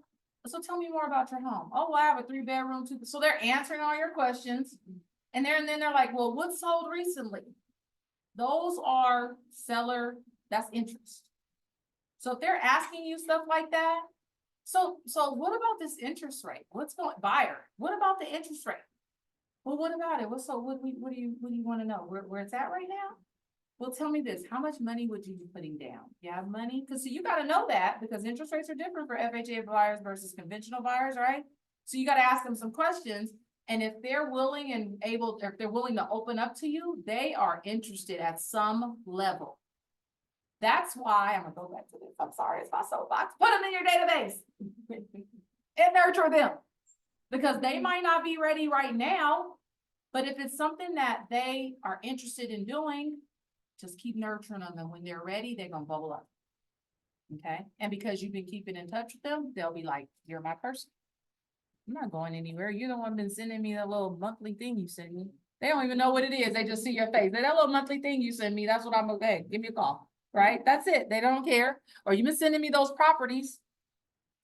Okay, great. Right? You've been sending me my neighborhood market update. They might not have even opened it, but they see it coming through. So it means you touch them, right? And that's all you need. Okay, it's all you need. And yes, and definitely you want to ask for referrals. So we talked about the pre-listing, so I kind of went through this. It also, just so you guys know, we talked about this. We said it saves time. It states your value. Yes. No, this is my pre-listing. This is what I send to them before I actually go. Yeah, before I meet them. Yep. That's what I did. So you do not review your pre-listing packet in your listing consultation. You already gave it to them. Right? So you ask them, did you have a chance to go over the pre-listing presentation that I sent to you? Or I call it my marketing plan. That's what it says. Yeah. So, yeah, I say, were you able to go over my marketing plan? And normally they have questions about the marketing plan. They'll say, oh yeah, I went over it. So what does this mean, this digital? What does that mean? What does that mean, your digital marketing plan? I had my Downey listing. He was asking. He said, what do you mean about this digital marketing plan? I wanted to say, you're not going to understand it. Okay. So, but he was so cool. And then, so what was even funnier is I asked him after, so what made you choose me over? Cause he interviewed 3 other agents. I said, what made you choose me over the others? And he said, I like that little digital marketing plan of yours. He said, you reach more people than the other guys. They didn't mention anything about digital. And I was like, okay. So it actually won over that listing. But they normally do have questions about it if they've looked at it. If they haven't, and they don't have any questions, I typically will highlight a couple of things. And one of the things I highlight is my digital. Okay. And I just say, you know what? Let me ask you, Mr. and Ms. Seller, when you first decided that you were going to list your property, what did you do? And like, well, I went on Zillow. Well, you're like about 90% of all buyers and sellers. If they start everything online, which is exactly where I'm going to meet them, is online. And your property is going to be right there for them to see, because 90% of them are going to be there, and your property is going to be there on over 350 different websites. And we talk about it. right? And is So- that just by listing it in the MLS or? Somewhat, somewhat, but it's also by the fact that I run Facebook ads Oh, okay. and I run Google pay-per-click ads on a listing. When I put the one on MLS, they go to zero. It does, Yeah, it does and have a Realtor.com map, and yeah, all of Redfin, them. it goes to all of them, absolutely. It goes to freaking Costco.com. On website, you know, Yeah, KWLS, yep, it'll go to your website, it goes everywhere. Straight from your listing, straight from the MLS. But it's not just enough to say that. You gotta show them where you actually put some skin in the game. Right? What do you do above and beyond just, Mr. and Mrs. Seller, people do the 3 Ps. They put the property on the MLS, they place a sign in the yard, and they pray they don't sell. That's the 3 Ps of real estate, of a listing, right? Put the property on the market on the MLS, put a sign in the yard, pray it'll sell. I do the 4th and 5th P, which is I prospect for buyers for your property, and I price watch. So I'm looking on the market daily to make sure that there's no additional competition that we need to be aware of, and that your property is still the best deal on the market. Right? So you gotta be able to differentiate yourself. Okay? And in addition to that, the marketing plan. Put the house for sale, put a sign on. So, Yeah, and the 4th and 5th P is that you prospect daily for buyers for their property, and you price watch. You watch the market. Good deal. All right. Now, like I mentioned, this is in command, so your pre-listing packet is in command. You're gonna deliver your pre-listing, you're gonna confirm your time and date with your seller, you're gonna ensure that all the decision makers are there. You're gonna complete and practice your listing presentation, you guys. Make sure you practice. Don't go in there cold. Don't practice on a $10,000, $12,000, $15,000 paycheck. Right? That is just, when I even say it, I just like, oh my God, it's horrible, but we do it all the time. Just go in there like, I got this. And you might, but you might not. And you could have, had you just sharpened up a little. Okay, so take time to get somebody, sit down with them and spend 30 minutes just going over it. Okay, just going over it. All right. Arrive to your listing presentation professionally dressed and early. I can tell you guys that I have won several listings just because I was on time. And everybody else was late. the first rule of the early. Yeah. I just normally pull up about 10 minutes early and I sit in my car. And I put on music that motivates me, like all my little jams, and I just jam out, make me feel good, get ready. I look over my presentation. Yeah, just like chilling, have my AC on, so I'm cool. I'm not sweating or nothing, it's good to go. So you just got to get yourself in that mindset, get ready to be successful, right? And feel good about it. So make sure that you do that. They're paying attention to you from the minute you hit the door, right? One of my best friends, period, I was gonna say in this business, but she is one of my best friends, Valencia. She called me one day and she's like, girl, you will not believe. And I said, what? She said, I went to a listing presentation, doing what we do, sitting outside. This is in her neighborhood, sitting outside, she's chilling. She said, these 2 ladies walked out, and one had a baseball cap on, and the other one had on like a spandex bodysuit and like a little jacket over. And the other girl had on jean shorts and some tissues. And so she goes in the house and she's like, hi, she's dressed professionally, right? And she goes in the house and da da da da da. And the seller said, that's interesting that you say that, because the 2 agents who just left. And in her mind, she was like, what? She's like, Randy, it took everything I had in me not to say, oh, them ladies. Like, she was like, oh my God.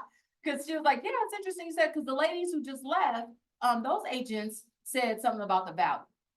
And so Valencia she was just like, I can't believe they showed up like that. Well, clearly they didn't get the listing. She did. Don't know if it was because of their dress, but it sure didn't help them, right? So, yeah. So, and I see that all the time. I will say this, I do get it that as women,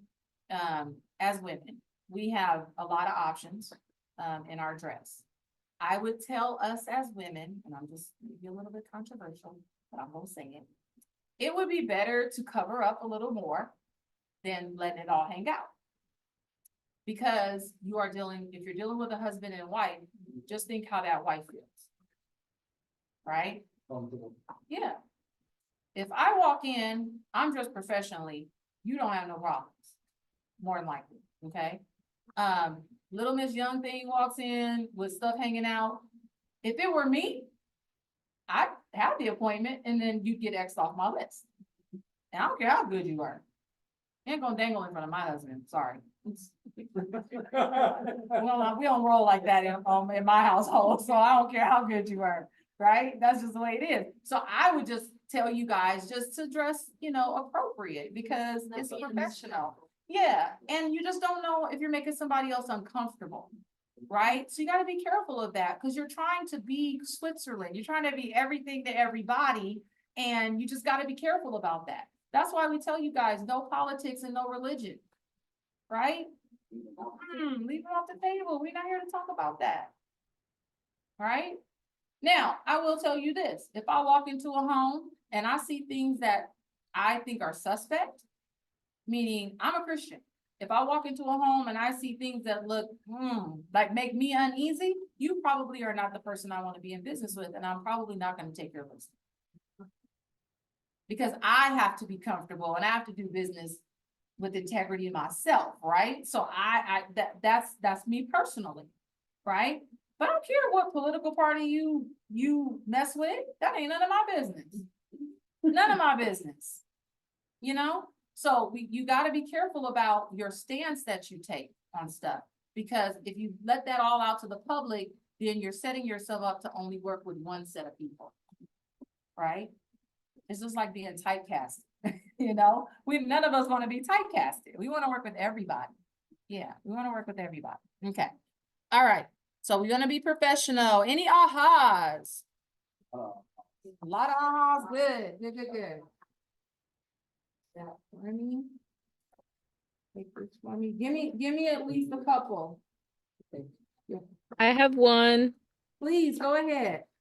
A while ago, you mentioned that when a house goes on sale, that usually 1 to 5 people might also be interested in putting their house for sale around the area where that one was. So that gave me a little idea.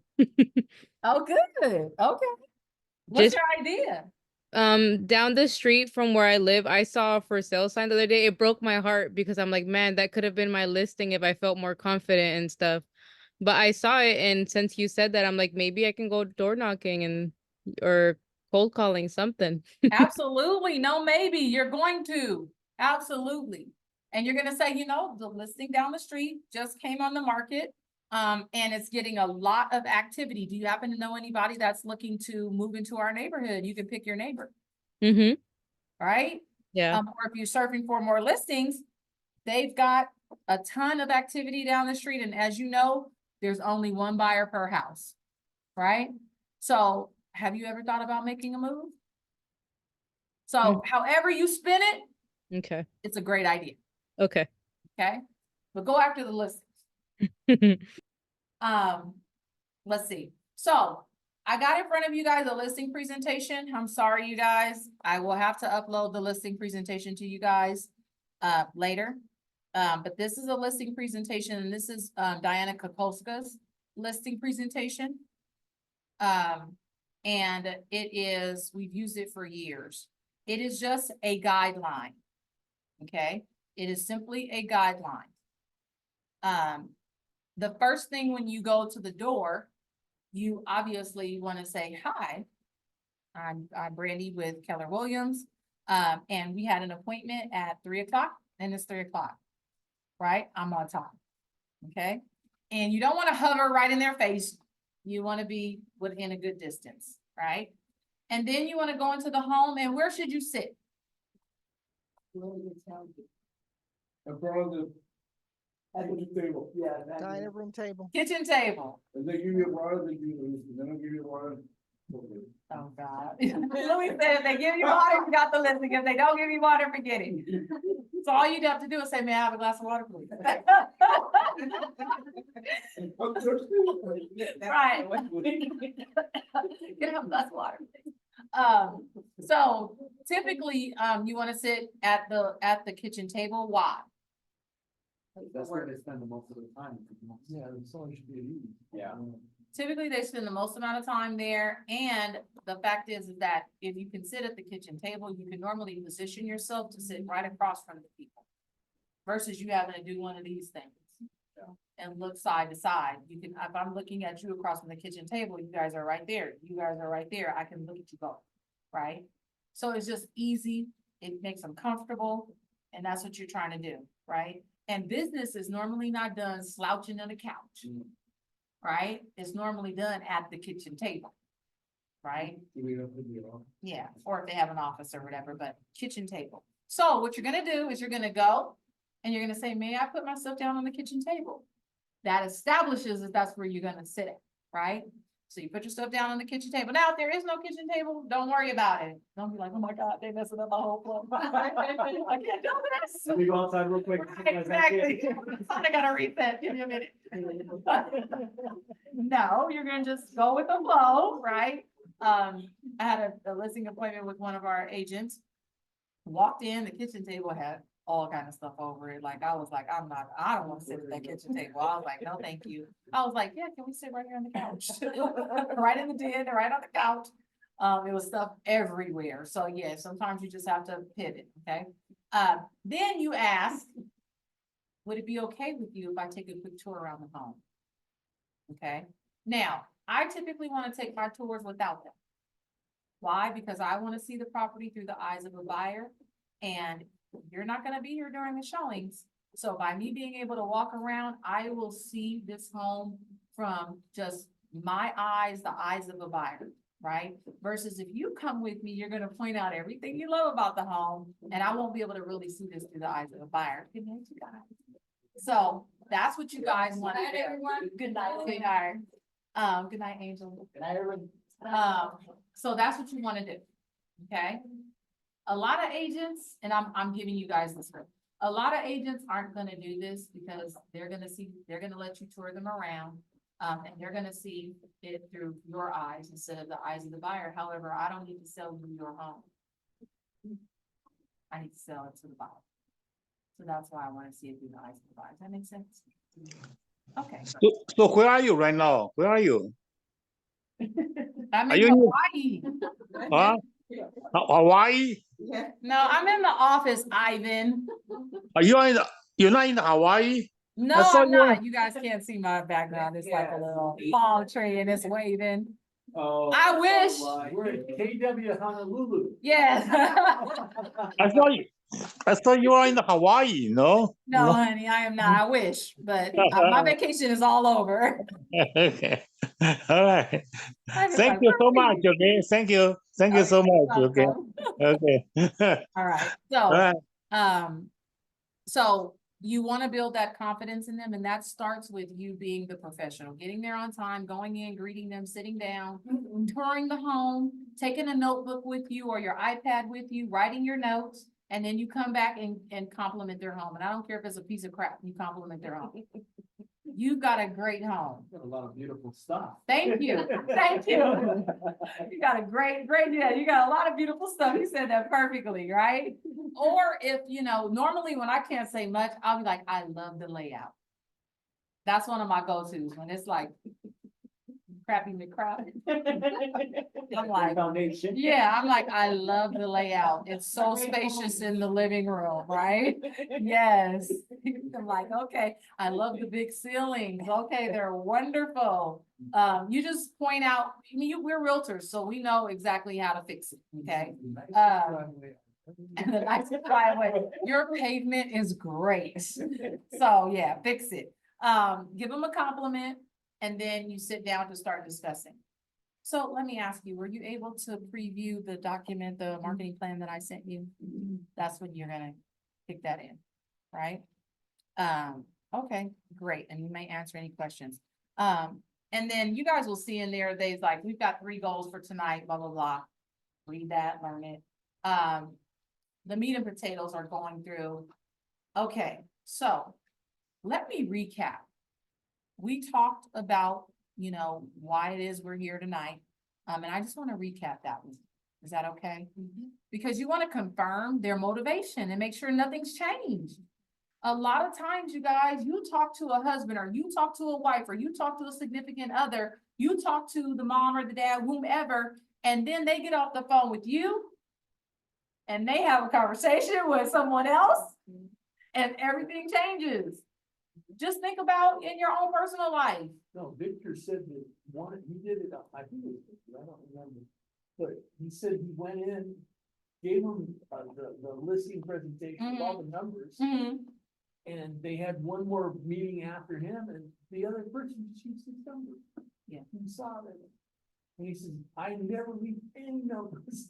They don't get nothing until, until. Really? Instead of previous, left the numbers for him, so he was just able to go up. He was the previous agent, and so they took it from him. Yeah, and I guess that does, I leave my numbers, I leave my presentation, I create a binder like that. It's got 5 parts in it, and the middle part are the comps. And I leave it. I typically will take the listing as well. Yeah, that's what he said. So, No yeah, listing, no but numbers. I mean, I get it. I leave the numbers though. I want them to have something tangible with them that they got from me, because typically other people do not bring anything to the table. So that's a preference. That's my business choice, right? You guys, you choose to do whatever, but you got to look at what works. If that's been working for you, not leaving anything, then do that. If it works for you to leave something, then you leave something, right? So you got to figure out what works for you. But okay, so you're gonna then recap what their motivation is. Okay, so Mr. and Mrs. Seller, we talked about this. You wanted to be in Texas by June because you wanted to relocate the family, or your husband is relocating in his job, whatever the case may be, go over it all with them. Has anything changed? Right? And you've got them both there, so now you're looking at them both, you're making sure that everybody's on the same page, okay? So that's the goal, get everybody on the same page, right? So if you're as committed to being in Texas by June as I am, then we're gonna get you there. So let's talk a little bit now about how buyers, how buyers find value. Right? So, and this is all in the presentation. So buyers find value much like anybody else, right? So let's just say you walked into an electronics store, okay? And you had 2 laptops and you had a laptop and you were in the market for a laptop. You went and got this laptop, you saw it, it looked great. And it was just a plain old laptop, right? And it was $1,000. And then you went to this other store and you saw the same laptop, except this one had bells and whistles. It had a webcam. It had some additional software like Microsoft Office was installed, right? And it was $1,000. Same price. Which laptop would you choose? Right, why? More bang for your buck. Get more bang for your buck. Get more features, right? And value for the same amount of money. If you went back to the other store, what would you expect them to do? Lower the price, man, or of course, Lower the price, or get this. Right? Yeah. You gonna add some stuff to this puppy, or are you gonna lower that price? Buyers find value exactly the way you just did that. They are either looking for the lowest price, or they're looking for the property with the most bells and whistles for the money. At the end of the day, it's all about price. Right? So now let's dive into these comps. You set them up so that you're showing them like, look, if your house doesn't have all the bells and whistles that these other houses have, don't expect to get that price. right? So you can use any example that you want to pull up. I just use the one that they use typically, and I know computers, so like that's comfortable. So you're telling this to the listing seller. Yeah, I'm telling this to the sellers. Yeah. This is how buyers find value. Because we need for them to understand that people are gonna be coming in their house and comparing it to the other house down the street. And if your house doesn't look like their house and yet you're asking the same amount, why would they buy your house? Right? You're just selling the other person's house. Pretty much. Okay? Now, can they get away with some stuff right now because we're in the seller's market? Yes. Yes, they can. But we still want to do this the right way, which is we want to educate them as much as we can. Okay, we want to educate them as much as we can. So you're going to go through that with them. And then you're going to get into the comparables. Literally, you guys, what I've done, what I've talked to you guys about takes 15 minutes. So far, I've only been at the table for 15 minutes. And I had them doing most of the talking because I recapped and I told them, and then they're going to talk. Because they'll probably be talking like, yeah, we talked about it. Blah, blah, blah, blah, blah, blah, blah. I can't tell you how many times husbands and wives to start bantering. And I just sit there like, oh, I get to be a part of this. They're making me a part of the family already. I love it, right? The more that they start opening up and talking, you sit there and listen. That's your one and only job. And take notes. All right, take notes. And tell them, I'm going to be taking notes during our time together. So just know when I'm looking down, I'm just taking notes, right? I gotta tell them that because otherwise they think you're struggling or doing something else, right? So tell them that. But the more that they open up to you, the more that they talk, please let them, because guess what? If they're talking in front of you like that, they're comfortable. And building rapport is the name of the game. It's the name of the game. If they start spilling all the beans, you pretty much like Oscar, like Louis said, they spilling beans, you got the listing. Okay, then you got the listing. No glass of water needed. You got the listing. If they're over there just, you got the listing because they wouldn't do it otherwise. Okay, and if they're drilling you with questions and you don't even get to the comps, and they're like, so what do you think the price should be? My uncle, he just recently passed. He was a great salesperson of a Blue Shield. Just beautiful man, but just like a boss at sell. And when I came to him and I said, Uncle Ronnie, I'm gonna be a realtor. He was like, my first piece of advice to you is shut up and sell.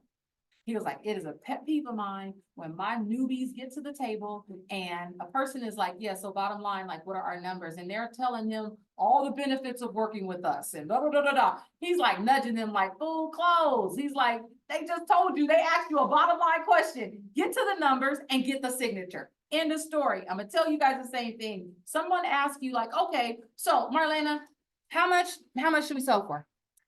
Probably about 6 million. Marlena's like, let's go for it. 6 million. So what you would do, right, is you would say, great question. Let's talk about that right now. I'm going to show you these comps real quick because you're going to be real quick. They just asked you a bottom line question. Do not go over the full analysis, your beautiful presentation that you did. Take out the comps that closely match that person's home, show them, and say, so based on this, what are your thoughts? Right? You're showing them properties that are comparable. And typically your comps are going to, how do we call it? They're going to, they're going to dog on it. They're going to go one above and one below, and your property should be in the middle. Okay. So what it means is I'm going to show them something that's superior to their property. And I'm gonna find it. It's coming. It's right on the tip of my tongue. And say again, not median, because it's really about it's so just think about this. I've got a 1,200 square foot home. Okay, I'm just throwing that out there. I'm gonna have a home that is 1,400 square feet, and I'm gonna have a home that's probably 1,000 square feet. And my property is gonna be right in the middle of that, because you want something that's above theirs and below theirs. So they can feel like, okay, I'm gonna be above this guy, but clearly I'm not at this level, so I need to be below. right? So you're pretty much showing them the way. You're making them self-realize what that value should look like based on the comps. Okay? Exactly. So you're gonna wedge it right between the two. Okay? And if you have more than two, great. Right? Great. But you really only need 3 sold comps and the most recent. And then active properties. Look at the actives because you want to see, are they grossly overpriced? Are they underpriced? You've got to compete. So if these comps out here suggest that that property should be, I don't know, 680, but everything that's active on the market is like 630, 640, and you come in at 680, are you really gonna be able to get 680? You may not. It'd be tough. Yeah, might be tough. Okay, so that's why those actives make a difference. Okay, so take all that into consideration. But my point is that if they ask you a bottom line question, get to it. Okay, get to the numbers, spread it out for them, and then say, so what are your thoughts? Because at the end of the day, it's got to be their number, not yours. Because if you guys choose the number for them, they're going to hold you accountable to the number. You told me That's a good one. Yeah. It's not- Yeah, you told me I could get this, right? If they tell you, well, my house has a pool and has a newer backyard to the other houses. Taking care of. So you should know that, right? If you pull comps and this is a pool home and you pull comps that aren't pool homes, then you've already in your mind and on paper have adjusted for that. Right? And you got to look at that. And so really you're going to say that even before they say it. You're going to say, Mr. and Mrs. Seller, I just want you to know, I know you've got a beautiful backyard with a pool. And a lot of these homes do not have a pool. And so we obviously have to adjust for that. So you're going to put it out there even before they get to say it, so that you're ahead of them, right? And then, yeah, because you're doing your homework, so you should be well prepared with that, right? So when you're showing Come the on. comparable comps, Mhm. you have them decide on the number? Yes. What are your thoughts? Where should we be at based on this information? Where do you feel that we should be at? Saying, Well, remember, you've given- how much you're your given house is first. worth. Yeah. What do you think? What do you feel your house is worth based on these comparables? Because they already have a number in their head. So either you're meeting that number or you're setting a different expectation with the numbers that you've shown them. Okay? It's to take care of people that when they know, they want to see. Yeah, one of the questions that I ask normally on the phone is like, is there a specific number that you've already been thinking about? Zillow. Yeah, they're always estimate. Now, if they come with Zestimate, let me just give you guys a pro tip. If they give you a Zestimate, if they say, yeah, Zillow says blah, blah, blah, blah, blah, okay? I want you guys to create your own little sheet that has the Zillow number on it, that has the Realtor.com number on it, that has the Redfin number on it. And then in our MLS, you go to Real List, there's called it's a real ABM number, okay? They're all computer generated numbers that will be wildly different from one another. And what you can show them is that computers don't know what they're doing. Right? They're not comparing apples to apples. They're comparing averages in a neighborhood. So they could be comparing your home to the trash home on the corner. Or they could be comparing your home to the $1 million and your home is not a $1 million home. But that just became really relevant, being able to do that, because people are looking so much at the Zestimates and those type of things.